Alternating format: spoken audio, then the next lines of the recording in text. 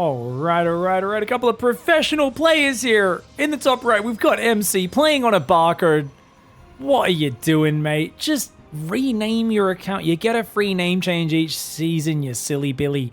And in the bottom left, also on a barcode. What are you guys doing? It's TY.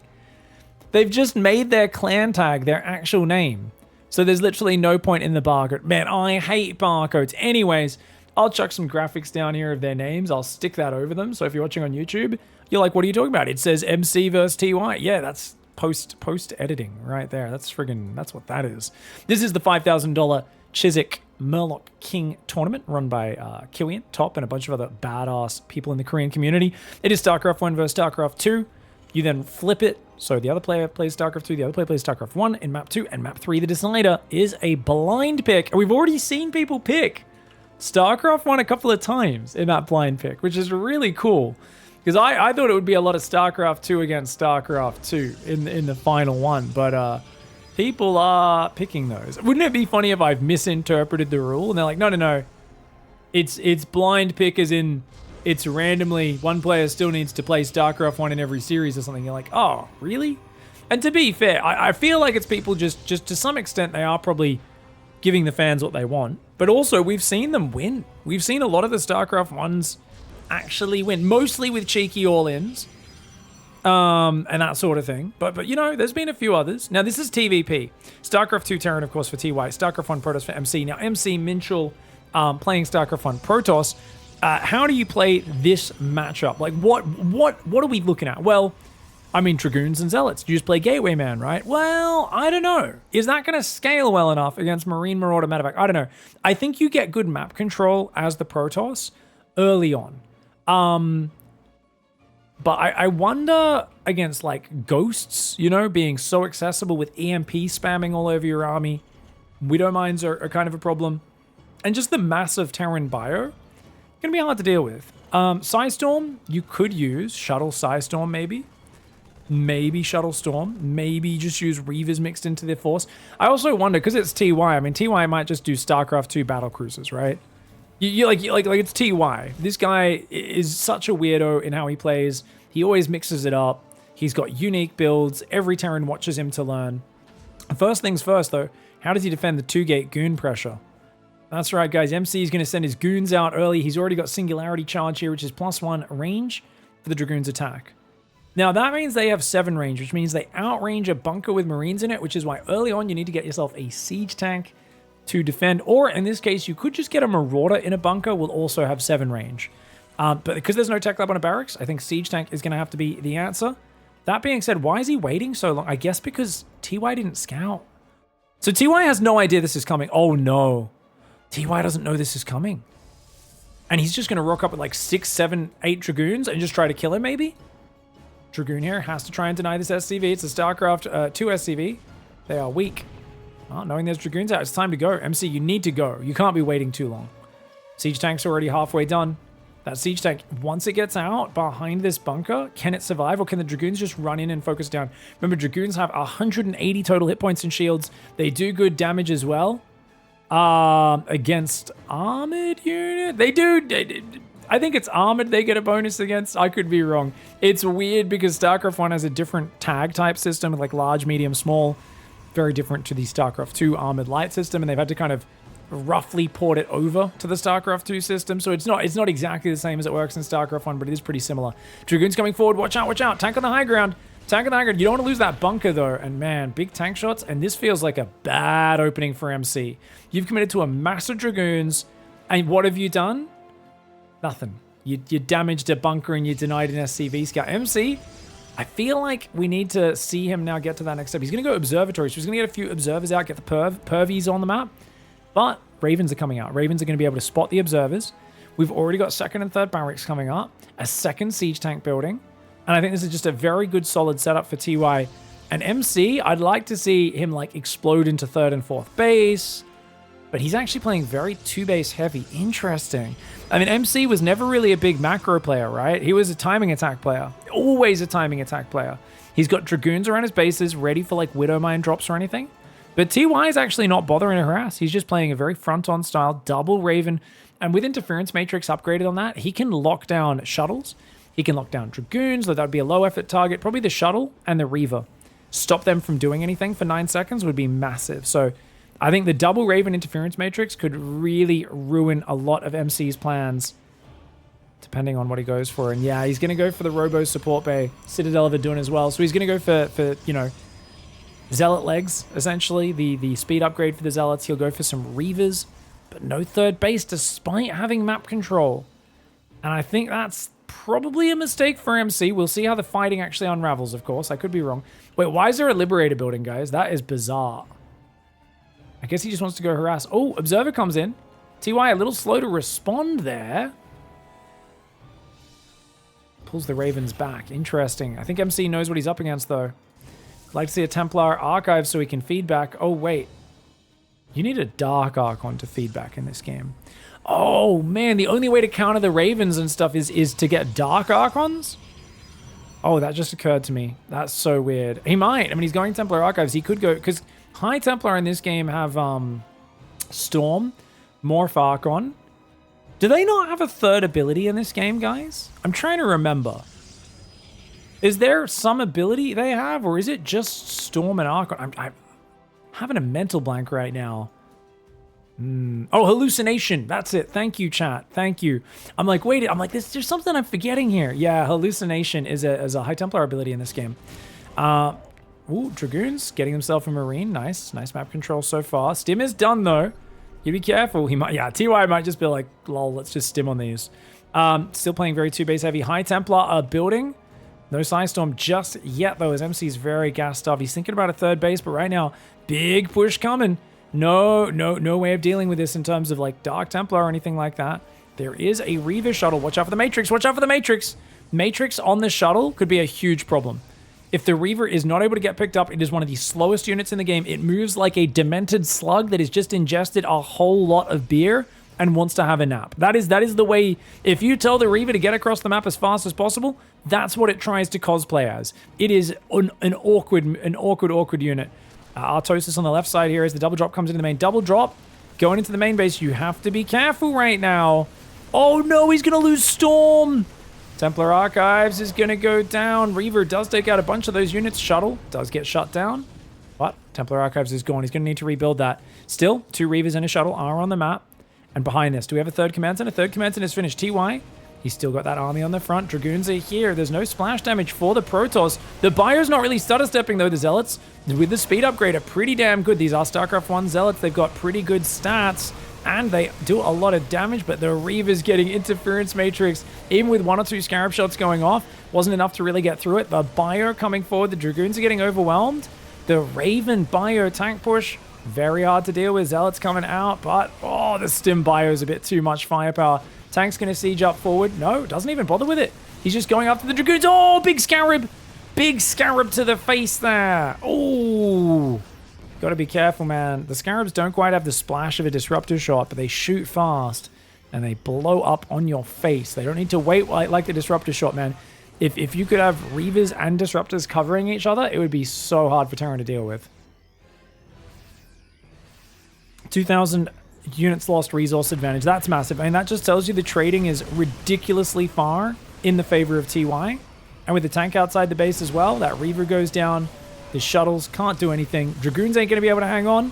StarCraft 2 Terran looking a little bit too good here for MC.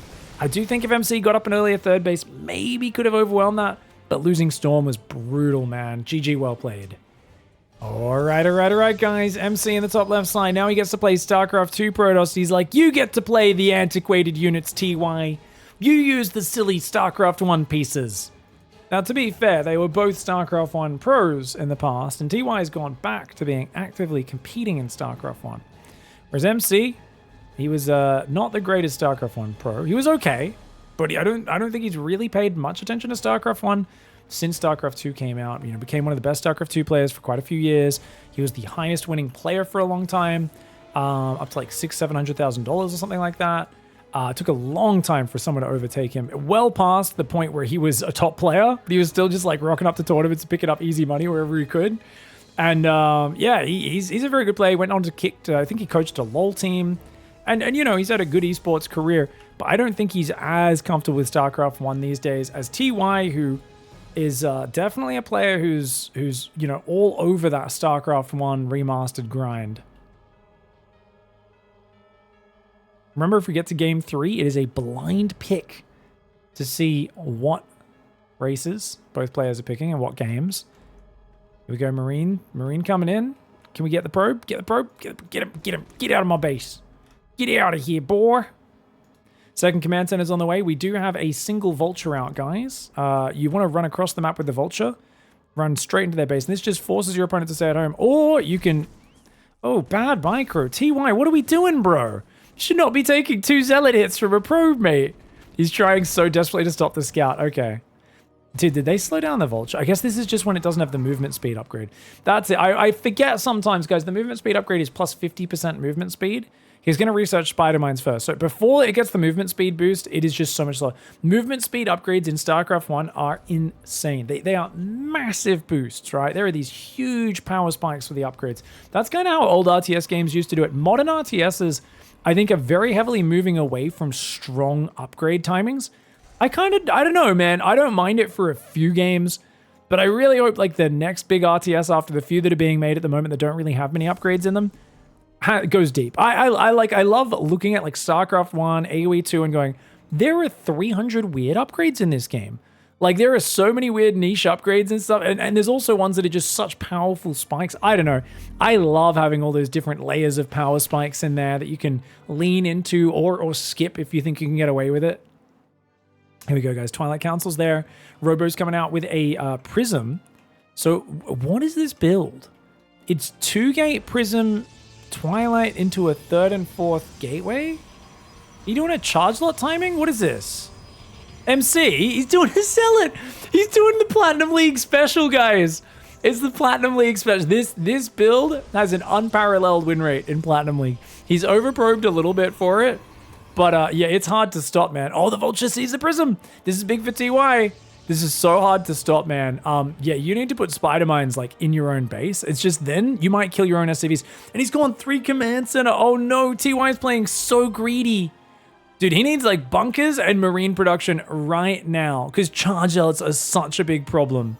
Such a big problem. This is going to be hard. He takes the 2 gases. That's a fake. MC's literally taking gases just because... Wait, he's going DTs afterwards as well. Maybe it's not a fake. He's going DTs as well. Spider mines. Looks like one of them managed to hit these stalkers. Oh, these stalkers are heavily damaged. They've all been hit by spider mines. Youchie, youchies. Missile turret comes in at the perfect time and says, get out of here, you naughty boy. MC's taking his time with this. He's chilling for now. Prism's just floating around. He's trying to like be annoying. A lot of vultures out. Siege mode hasn't started just yet.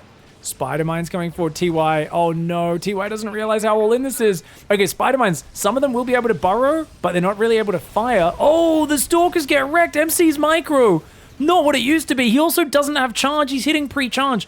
TY should pull back to the high ground though. Should pull back to the high ground because MC's found a hole. Any hole's a goal for this Protoss player. They call him the BossToss, the president of Protoss, named after who was the president at the time when MC was the best player in the world? Bill Clinton. Because Bill Clinton was a bit of a dog when it came to being a bit naughty, and so is MC. Look at the way he's warping these DTs in, and there's no detection. There's no detection. You don't have orbitals in this game. You need to build turrets. DTs are such a problem. I can hear Artosis' voice right now. Oh, wow, you built the Invisible Man. You're so good. Wow, you're so good. Oh, you have one of the highest damage units in the game, and you just get to build it and drop it inside my base. This is fair. Yeah, you can make a comsat station, but he does not have any of those just yet. I don't know what you even need to unlock the comsat station. I'm not sure if it's the, is it the academy? I forget what unlocks the or maybe just the factory. I don't know what it is, but, yeah. Yep. Pig, you're about a decade off. What are you talking about? Sorry, guys. It was the most recent president that has done a kinky thing publicly that was a scandal. Actually, to be fair, okay, well, there are other ones, but anyways, you know, there's stormy ones. Anyways, DT's doing damage, Zealots ripping up the SCVs, Vulture's having issues as well. I'm like, wait, there are actually other sex scandals I could have leaned into with that. Oh, well, GG. What can I say? They don't call me dumb pig for no reason. He just built the academy because that's what allows him to build Comsat. It is the academy that unlocks the Comsat. Oh my god.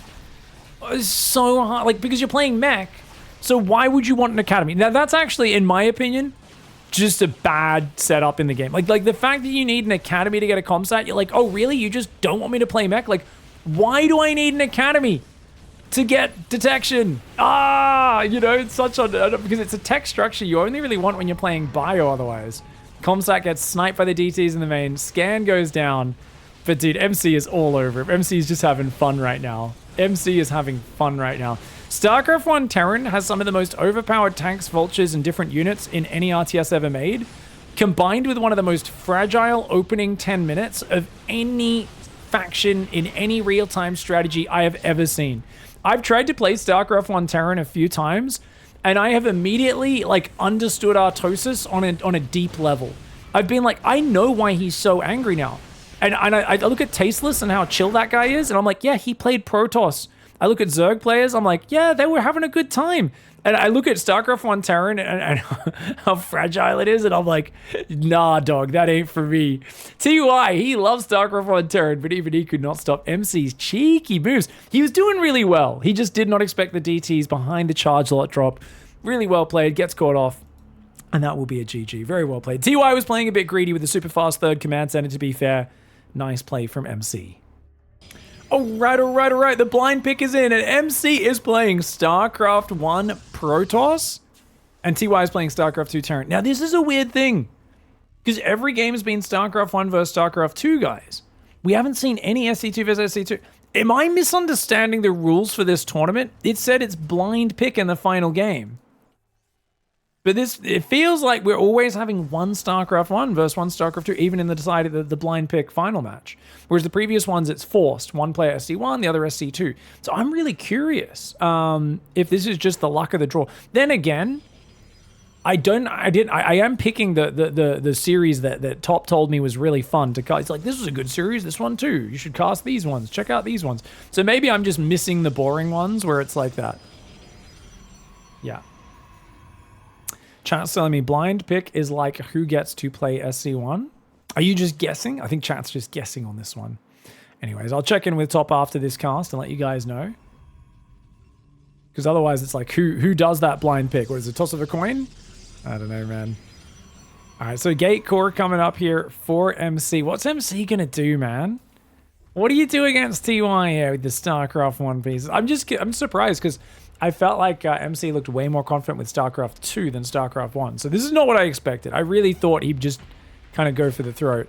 Now, TY is scouting. They both scouted in the wrong direction, so they're going to scout 2 empty locations before they get to each other's base. Means the Marine is already there. And Probe's going to run past and does get taken out. Second gate's on the way. Early Singularity Charge. I kind of wonder why we're going for so early Singularity Charge on Dragoons. Don't you guys think he could just threaten with Dragoons and like make 2 Dragoons with no range off one gate and just take a third?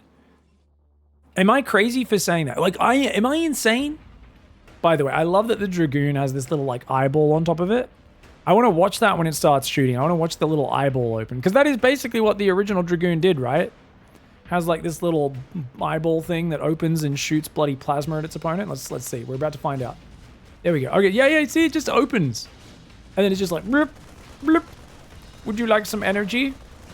Ooh, very nice. Gets a couple good shots off. One Marine goes down. Not quite able to do too much to the other one though. And it's Robo 2 gate again. TY scouts it. Great scouting for TY. Dragoon will eventually clean the SCV up, but not before it's already done its business. And to me, it just feels like a very heavy commitment to units in the early game. Maybe more than you need. On the other hand, I think he's worried about those early like medevac drops, 8 Marines in your natural. Probably feels like, hey, this isn't just to scare him and force an overreaction. This is also to keep me safe. And with the siege tank already building, TY might already be thinking about pushing along, maybe even building bunkers here. Get a siege tank over there. Could be a nice push just along this cliff on the right side. Clean movement on Dragoons is just weird. It's so odd, isn't it, guys? It's so strange. By the way, someone parked their car over here outside this place. What is this place, guys? Is that BJ's Clem Shack? Oh, Clam Shack. I was like, holy crap. I mean, BJ's, I was like, someone's giving BJ, like, what's going on? Anyways, nice repair. Oh, it goes down, it goes down, it goes down. Okay, okay. That's actually a good little busty bust there. It does lose a Dragoon for, I love the blue blood that comes out of them. Their blue Dragoon juice when they die. It's one of my favorite things.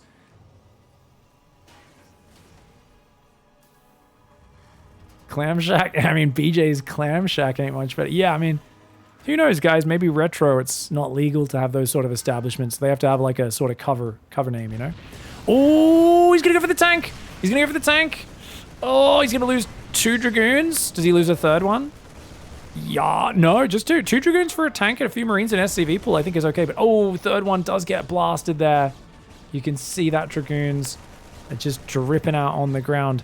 Raven's on the way with Interference Matrix. So TY is going to do the same Raven bio play. And that's so good against the Robo, which is why I was thinking Storm might be the better play here.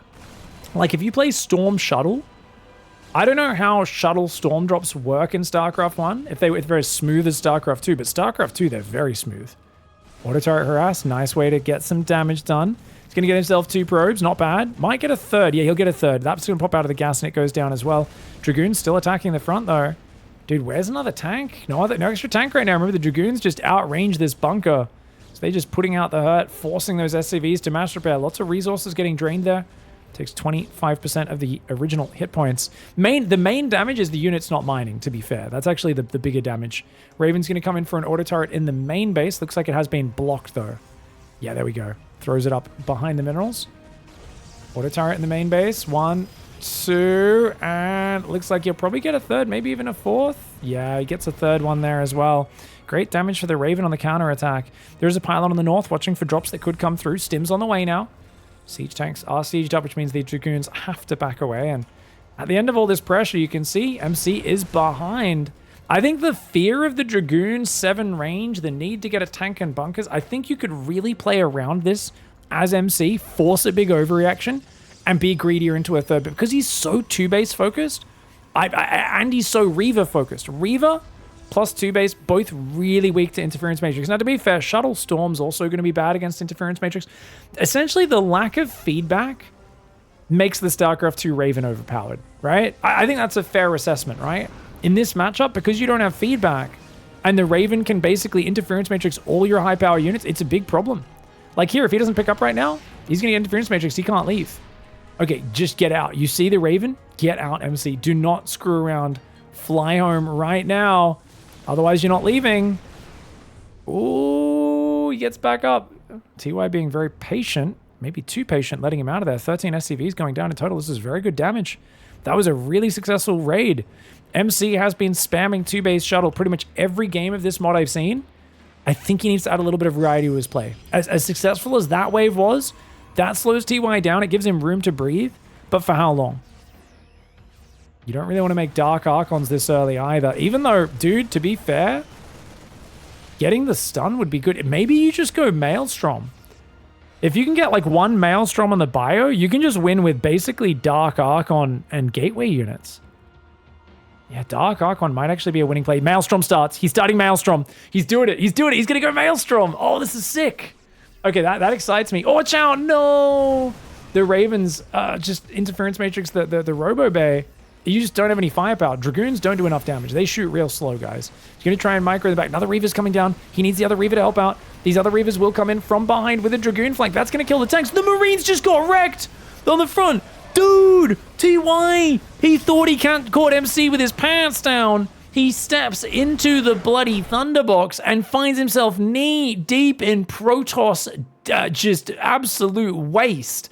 Deliciously good fight for MC. We've got to rewatch that. He shoves in thinking, I've caught you out. But then these units come in as a flank. The Reavers redrop as the Matrix runs out. And there's that massive, massive first Scarab on the front line. The Dragoons have pulled back. They take a really good fight. What a beautiful engagement for MC. I really thought TY was going to win this, StarCraft 2 versus StarCraft 1. But we are really seeing the StarCraft 1 players figure out how to defend on a knife's edge. Look at this first Scarab, guys.